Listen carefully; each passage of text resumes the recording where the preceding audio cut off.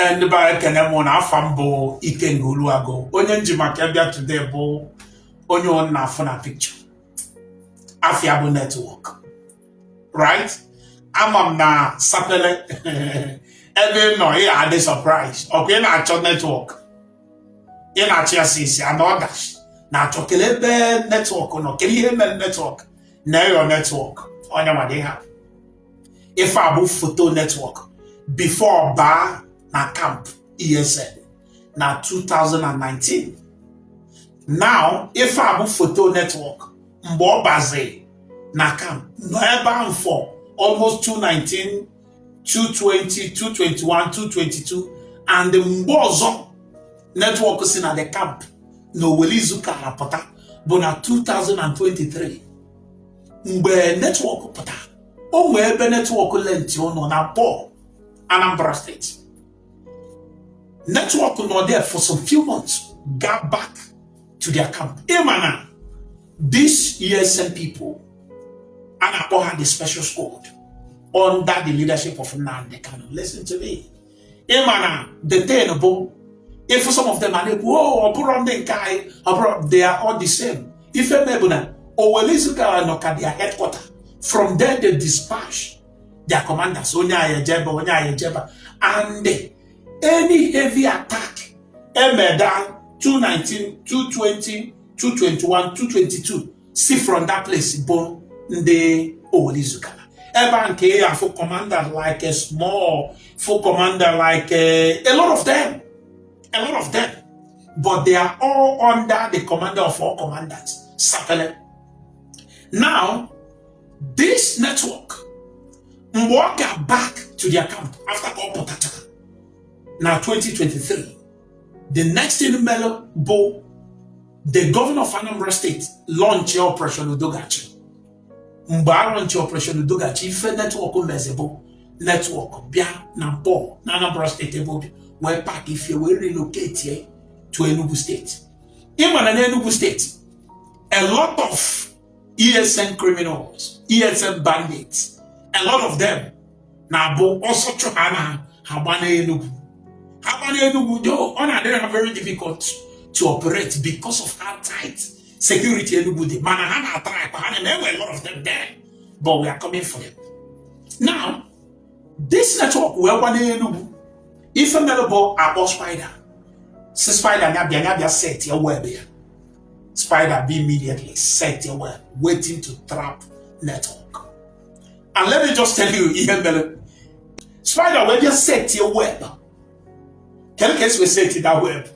Every network waje Enugu State went there and rented a room.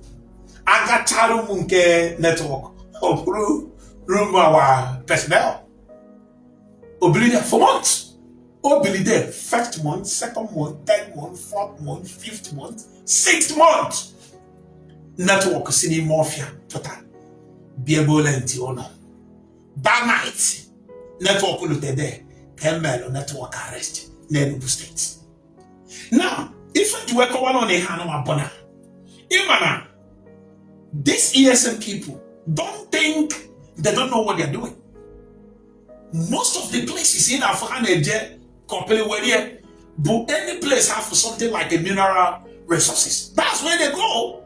So don't think they are doing this thing just for freedom. No. No, well, it's a car. Everybody had their complaint as their, their headquarters. And well, sharp sand. And well, aja. And you will go on the sharp sand. If I let them, my community, where that aja. Any tree, I be pulled from that place. We go and acquire the remaining ego acquired to ESN. This ESN bandit. So don't think they don't know what they're doing. Any place, if we have a general, we have an target. So to tell you, no, bro, it's not all about Biafra. Man, they now say, oh, no, Biafra. No. Bro, Biafra is about pure criminality.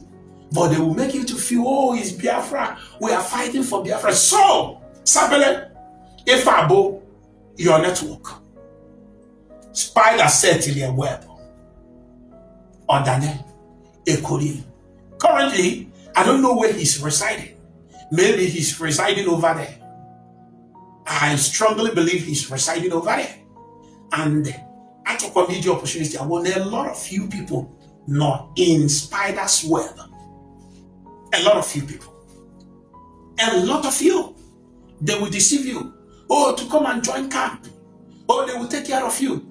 Ibia, Nande Kano, and others. Ndoti, and under him, and they will tell you, throw away your phone. You will throw away your phone. They will commit you. The first thing I remember, they will make sure they commit to go yourself by attacking police. Police, if those actually has to throw away your phone. If you're gonna have this there, you can't come out of there because they complain. And the police will come after you. Army will come after you. Civil defense will come after you. EFCC will come. SSS will come after you. You will not know what to do than to just be there until the day they will buy you. That's what they do. They will first of all commit you.